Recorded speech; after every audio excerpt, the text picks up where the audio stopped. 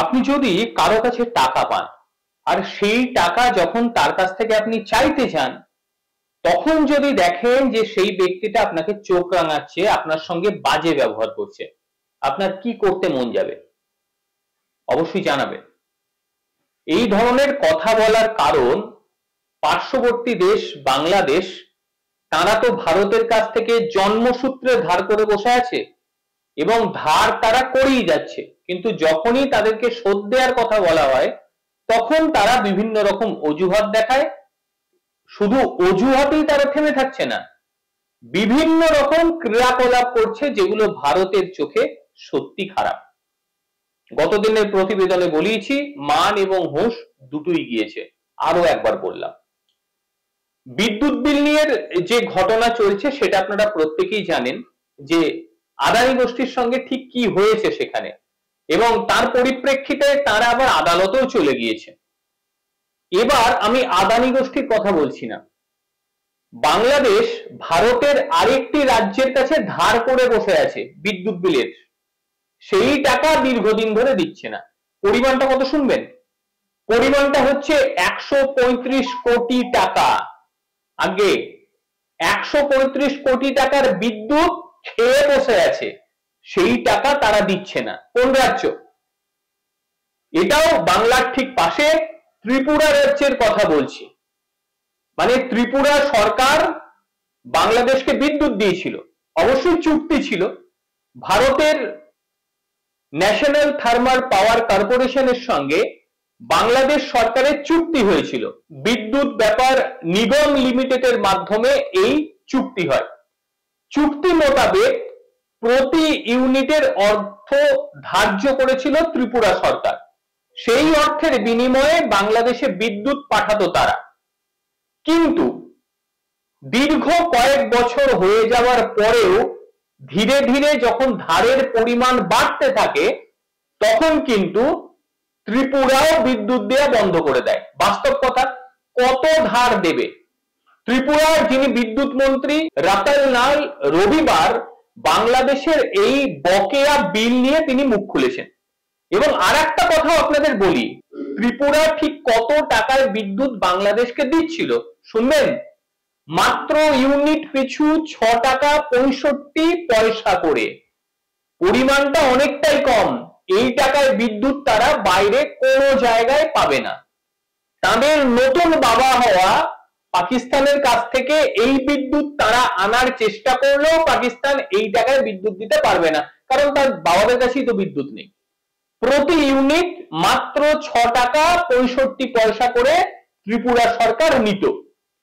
Tripura state electric corporation limited বিদ্যুৎ সরবরাহ বাংলাদেশকে করেছিল নিরবচ্ছিন্নভাবে, এবং যখন তাদের 100 কোটি টাকা ছাড়িয়ে গেল তখন কিন্তু বাংলাদেশে বিদ্যুৎ সরবরাহ তারা বন্ধ করে দেয়।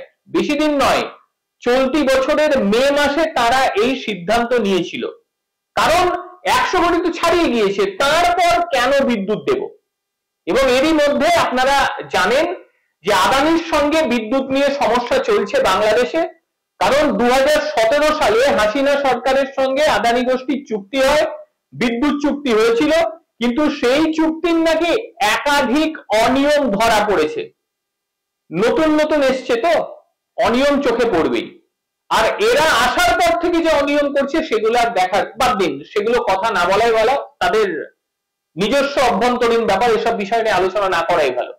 গত সপ্তাহে বাংলাদেশ হাইকোর্ট এটি তদন্তের নির্দেশ দিয়েছে, কারণ এই বিদ্যুতের যে ব্যবস্থা, মানে আদানির সঙ্গে যে চুক্তি হয়েছিল সেটা নিয়ে তারা হাইকোর্টে চলে গিয়েছে।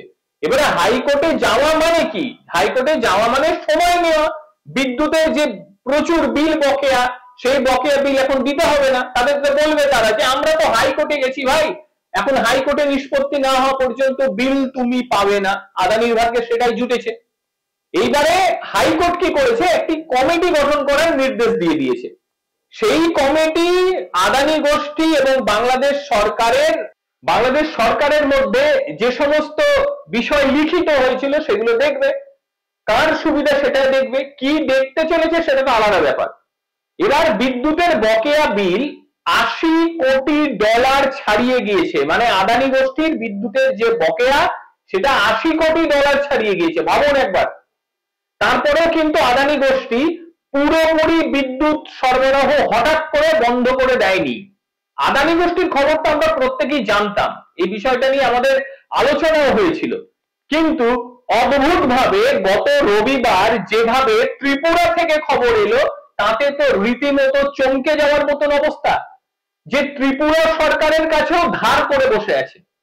মানে এমন একটা দেশ, প্রত্যেকের কাছে ধার করে খাওয়া, সেই খাওয়া খেয়ে ঢেকুর তুলে দেওয়া, যার কাছ থেকে ধার করেছে তার বিরুদ্ধেই বিষোদ্গার করা। ভাবুন কিরকম মানসিকতার একটা দেশ। এই দেশকে আমরা এখনো পর্যন্ত সরবরাহ করে যাচ্ছি। যারা পতাকাকে সম্মান জানাতে পারে না, দেশের পতাকা কি সেটা জানে না, এমনকি নিজেদের দেশের পতাকাকেও তারা সম্মান প্রদর্শন করতে পারে না, বাইরের দেশ তো ভুলে যান। আরে ভাই, যে দেশের কাছ থেকে বিদ্যুৎ নিয়ে পয়সা না দিয়ে ঢেকুর তুলে দিয়েছো, সেই দেশের প্রতি একটু তো সম্মান প্রদর্শন করো, কারণ মানুষ হয়েছো তো। এটা তো এমন নয় যে বাইরের কুকুর এসে হাঁড়ি খেয়ে চলে গেছে, সেই কুকুরকে বাইরে দেখে দু চার ঠ্যাঙানি দিয়ে মনের জ্বালা মেটাবো, তা তো নয়, সেটা তো হওয়ার নয়। কারণ দুটো দেশের মধ্যে একটা যখন বিদ্যুতের লেনদেন হয়েছে, বিষয়টা লিখিতভাবে হয়েছে এবং চুক্তি হয়েছে। এবার কাদের বলছি?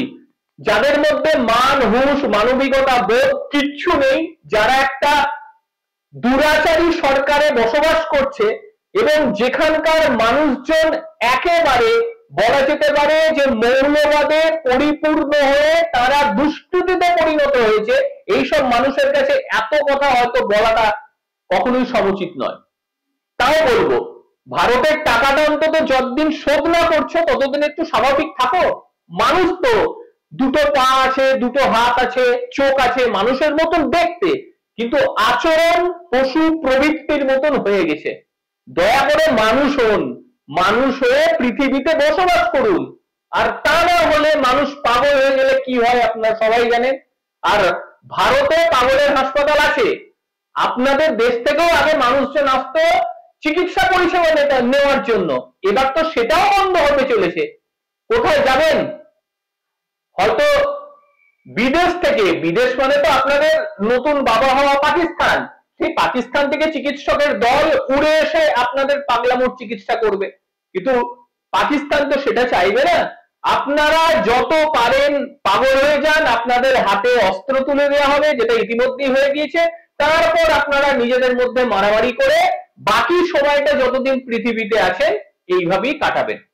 ভবিষ্যৎ পুরোপুরি একেবারে অন্ধকারের দিকে চলে যাচ্ছে। সতর্ক হন, যদি একটু মাত্র মানুষের কোন রকম চিহ্নটুকু আপনাদের মধ্যে থেকে থাকে, সতর্ক হন, বেঁচে যাবেন, ভালো মানব জাতি হয়ে পৃথিবীতে বিচরণ করতে পারবেন। প্রত্যেকে ভালো থাকবেন, সুস্থ থাকবেন, আবারও দেখা হবে অন্য কোনো দিন অন্য কোনো বিষয়। ততক্ষণের জন্য নমস্কার।